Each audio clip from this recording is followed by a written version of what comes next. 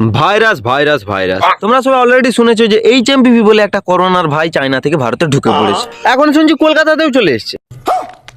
আমি খুঁজে পাচ্ছি না এইখান থেকে ওইখানে কি করে চলে যাচ্ছে কেউ জানতে পারছে না। আমি ঘর যেতে 10 টাকা লাগে, 10 টাকা না থাকলে আমি ঘর যেতে পারি না।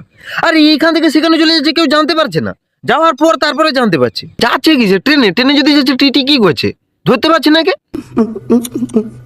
রিলসে ভাইরাস নিয়ে অনেকেই সতর্ক করছে, তুমি সেইটা শুনে ভাবছো সতর্ক হয়ে যাই। সে দেখাচ্ছে চায়নার এই জায়গায় হয়েছে এইভাবে, সেখানে খুব খারাপ পরিস্থিতি, তাই তোমারও সতর্ক হওয়া উচিত। পরের যে রিলসটা আসছে সেই রিলসটাতে দেখাচ্ছে কেউ একজন আসছে যে চায়নাতে আছে, আর ওই রিলসে যেটা আগের রিলসে যেখানে সতর্ক করেছিল যে জায়গা নিয়ে, চায়নার যে জায়গায় এইসব হচ্ছে সেই জায়গা থেকেই পরের রিলসে সেই ভিডিও বানাচ্ছে। সে বলছে ব্লগ বানিয়ে যে এইখানে কিছু নেই, এই নেই ওই নেই সে নেই, সব কিছু নর্মাল। এরা এখানে ফেক নিউজ ছড়াচ্ছে। गजब बेइज्जती है। তারপরের আবার একটা রিলস আছে যাতে একটা ডাক্তার ভিডিও বানাচ্ছে, গলা স্টেথো আছে। সে বলছে যে এটা কোনো নতুন ভাইরাস না, ভয়ের কোনো কারণ নেই, এটা 60 থেকে 70 বছরের একটা পুরনো ভাইরাস। এটা ছোট বাচ্চাদের আর 60 বছরের ঊর্ধ্বে যারা মানে যাদের ইমিউনিটি একটু দুর্বল তাদেরকে অ্যাটাক করছে। কেউ কেউ বলছে এই ভাইরাস শুধু ইনস্টা আর ফেসবুক ফিডে আছে, আর কোথাও নেই।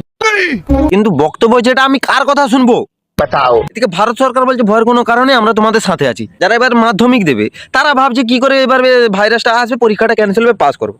যারা পড়াশোনা করেছে তারা ভয় আছে, তাদের পরিশ্রম বিফলে যাবে। কিন্তু যারা আমাদের মতন বাপে খাতানো মায়ে তাড়ানো স্টুডেন্ট না পড়েই ঘুরছে, তারা ঠাকুরকে ডাকছে যাতে ভাইরাসটা চলে আসে, লকডাউনটা পড়ে যায়, তাদের পরীক্ষা ক্যান্সেল হয়, তারা পরীক্ষা না দিয়েই পাস করে। আর যারা আমার পর্যায়ে আছে সবকিছু পাস করে খোলায় ঘুরতেছে, তারা ভাবছে এবার ইউটিউব চ্যানেল খুলে নেবে।